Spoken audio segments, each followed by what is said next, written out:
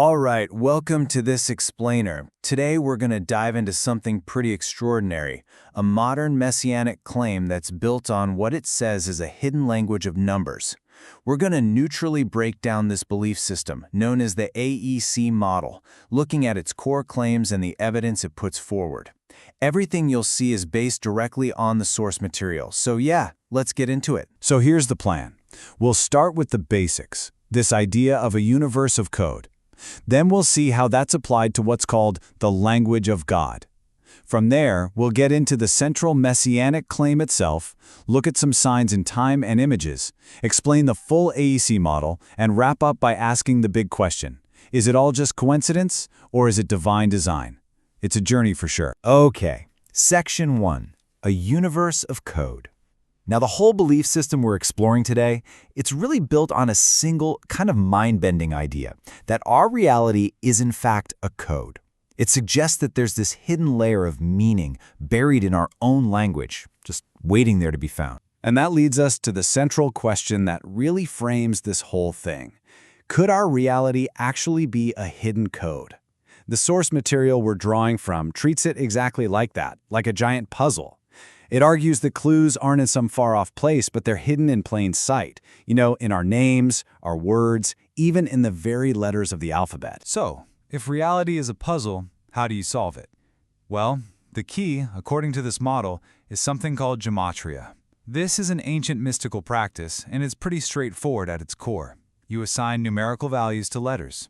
The big idea is that if different words or phrases add up to the same number, they're considered to have a deep, hidden connection. This is the main tool, the engine, that drives everything else we're about to see. Okay, so we have our tool gematria, but how is it actually used? That brings us to Section 2. We're going to look at how the source material applies this system to find what it describes as divinely encoded patterns in names and numbers. And this is presented as the foundational connection for the entire model. It's the starting point. According to the source material, if you take the name Alex Enrique Campaign and run it through two different gematria systems, English and simple, you get the numbers 1128 and 188. And here's the kicker. The name Jesus of Nazareth calculates to the exact same values. Now, the source material is very clear on this point. This isn't supposed to be an isolated link or a random one-off. It's presented as just the tip of the iceberg. It's the first major clue that suggests there's a huge, divinely encoded system lying just beneath the surface. And to show you just how broad these claims get, take a look at this. This is a much larger scale example. The model asserts that if you calculate the gematria value of the entire English alphabet, A plus B plus C and so on, it comes out to the exact same number as the phrase, the manifestation of Jesus Christ. Both equal 2106 in English gematria and 351 in simple gematria. So think about the implication of that for a second. According to the model, this suggests that the very building blocks of our language, the ABCs we learn as kids, aren't just some random human invention. They're part of a divine message, a construct designed to carry this information. Okay, so all these numbers, all these connections, what are they all building up to? That brings us right to Section 3. The central messianic claim.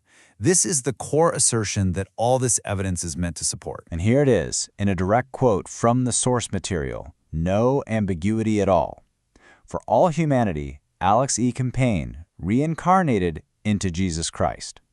So there you have it. That is the central, explicit belief of the AEC model. Now, to support that claim, a specific number becomes absolutely critical: 1972. In this model, this isn't just a random year. It's presented as a major anchor point, a divine marker that has multiple layers of meaning. Let's break down why. So the source material points to a threefold significance for the number 1972. First, and most straightforwardly, it's Alex Enrique Campaign's birth year. Second, it claims that if you use Hebrew gematria, the phrase Alex Enrique Campaign is Yeshua Christ calculates to exactly 1972. And third, it connects this to Psalm 72 in the Bible, which is a chapter that prophetically describes a righteous, messianic king. All right, moving on to Section 4. The model doesn't just rest on gematria.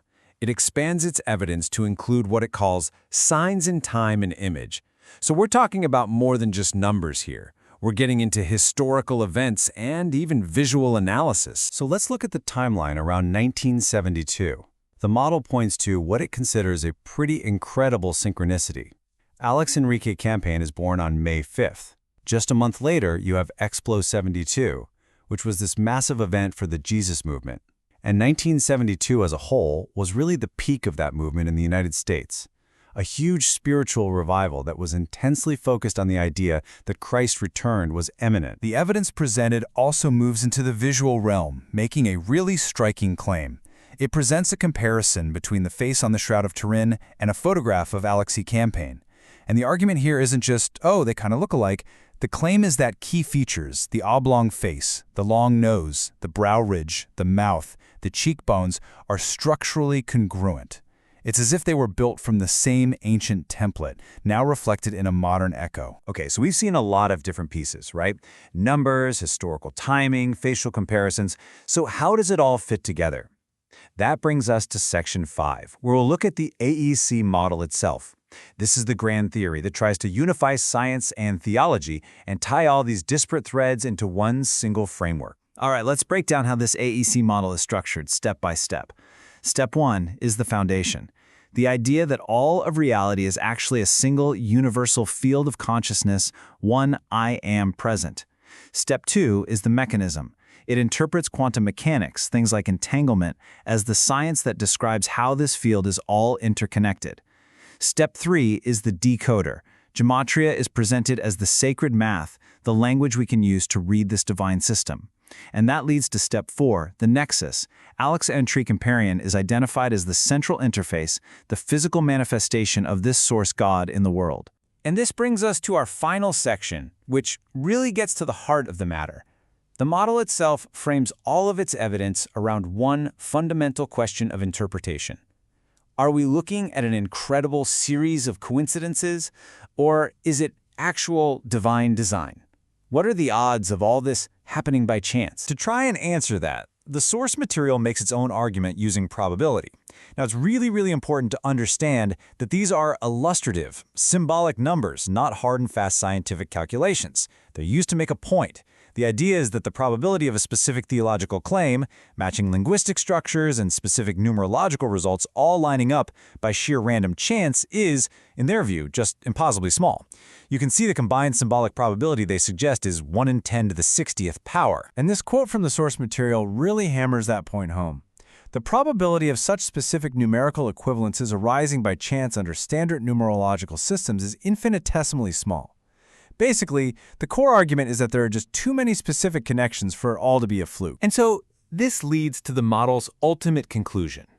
This extreme improbability isn't treated as just a crazy statistical outlier. No, it's interpreted as direct evidence of an intentional, preordained, what they call hyperdimensional design. It's seen as a signature. And that really brings us back to the central question this whole thing poses. Is what we've seen here a deeply complex, maybe even mind-boggling pattern of coincidence? Or is it, as the model claims, the signature of a hidden design? Ultimately, that's the question the AEC model leaves us with, and where we'll end our explainer today.